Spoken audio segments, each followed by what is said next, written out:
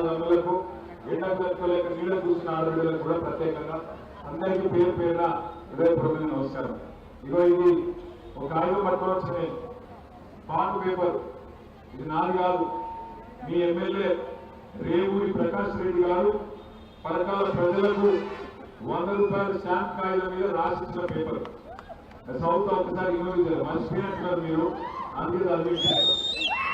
ఆయన ఏం రాసిందంటే, నా పేరు రేవూరి ప్రకాష్ రెడ్డి, సన్ ఆఫ్ నారాయణ రెడ్డి, వయసు 71 సంవత్సరాలు. నేను కాదు, ప్రకాశ్ అన్న.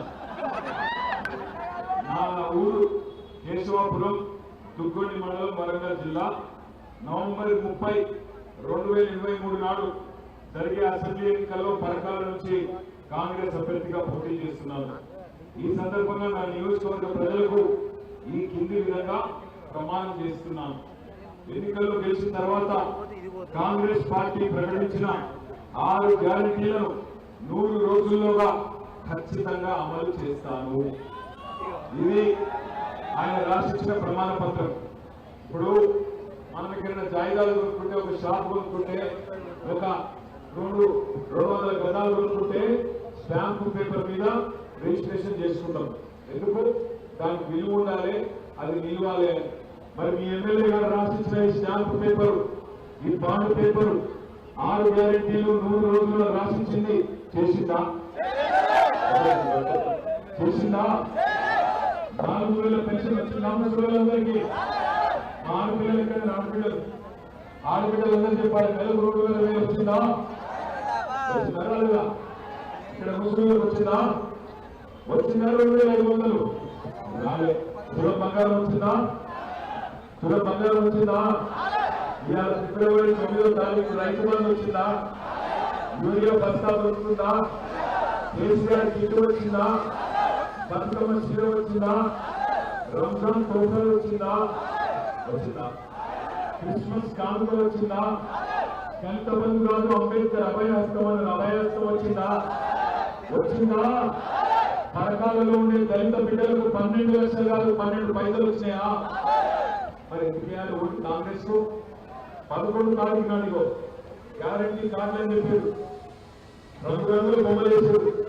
సోనియా గాంధీ కొట్టు, రాహుల్ గాంధీ కొట్టు, ప్రియాంక గాంధీ తోడు అన్నారు.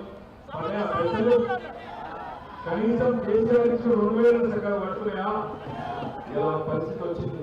అందుకే బుద్ధి చెప్పేందుకు కాంగ్రెస్ పార్టీకి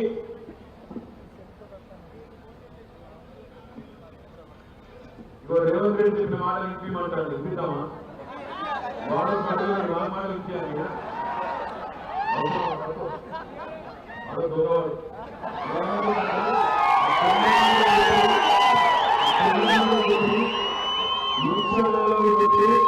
వచ్చి దగ్గరికి కూర్చున్నాక 2 నెలలు ఏమి అంటే తెల్లారైతే కేసీఆర్ నిధుడు తప్ప రామకోటి రాసినట్టు కేసీఆర్ ధర్మం చేస్తాడు. అది తప్ప ఏమైనా పని అయిందా? పథకాలలో ధర్మంలో చేసిన పని తప్ప మున్సిపాలిటీలో కట్టే మట్టి ఇచ్చిందా? డివైడర్ నిలబడుతుంది, ఆ స్ట్రీట్ లైట్ నిలబడుతుంది. అంబేద్కర్ పెన్షన్ కాదా? ఇవాళ పెన్షన్ డెవలప్మెంట్ జరిగింది. ఎవరు చేసిండు? ధర్మారెడ్డినా? కేసీఆర్ గారి ఆశీస్సులతో ధర్మారెడ్డి గారు 100 పడకల ఆసుపత్రి తెచ్చిన, ఇవ పట్టణాన్ని చక్కగా రాజధానిలో విస్తరణ చేసి స్ట్రీట్ లైట్ చేసిన ధర్మారెడ్డి గారు చేసింది. అట్లనే మొత్తం భారతదేశంలోనే అతి పెద్దదైన కాకతీయ మెగా టెక్స్టైల్ పార్క్ ఎవరు చేసిండు? ధర్మారెడ్డి చేసిండు. కేసీఆర్ దయతోని ధర్మారెడ్డి గారు చేసిండు. పరకాల నియోజకవర్గంలో ఈ 2 ఏళ్లలో కాంగ్రెస్ ప్రభుత్వం వచ్చిన తర్వాత 2 రూపాయల కొత్త పని ఏదైనా జరిగిందా?